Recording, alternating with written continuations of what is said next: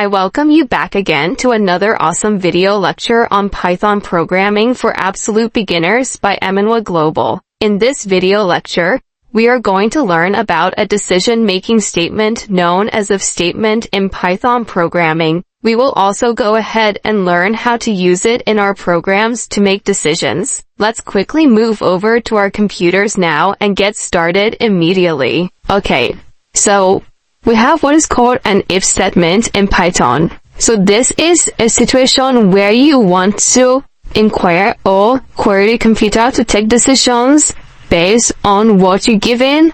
Let's say I have age is equal to 18, and down here I'm going to say if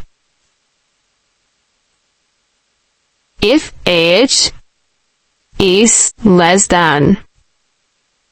So if age is less than 18, what will happen? If age is less than 18, what will happen?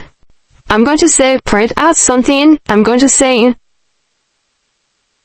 you are not eligible. So if age is less than 18, I'm going to say you are not eligible for alcohol. Also take alcohol. We're not eligible to take alcohol. So if go here and run this code.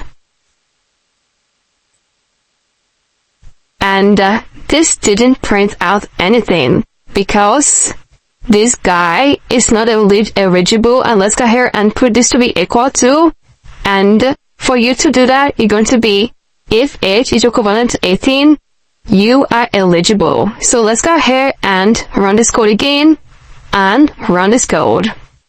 You are eligible to take alcohol because 18 plus and above is responsible. Okay, so we have so many things like, let's go ahead and say A is equal to 5 and B is equal to 9. Then I'm going to say, let's say C is equal to 7.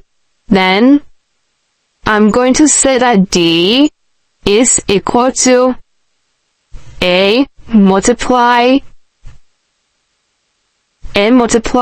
C, and I'm going to say if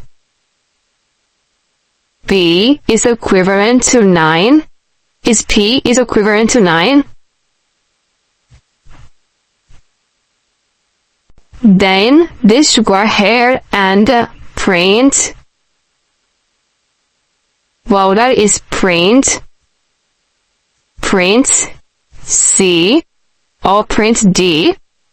So go ahead and print D, and can also print welcome. And let's go ahead and run this code. And this is, well, I have something here.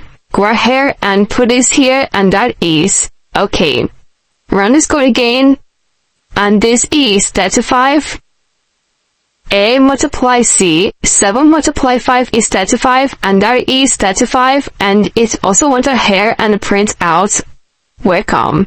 So this is how you use if statement in Python programming. You can go ahead and play around with it. It is very simple and very straightforward. Okay? So, if you have any question on this video lecture, please use the question and answer sections, and I'm going to get back to you as soon as possible. Thank you so much, and I'm going to see you in the next video lecture.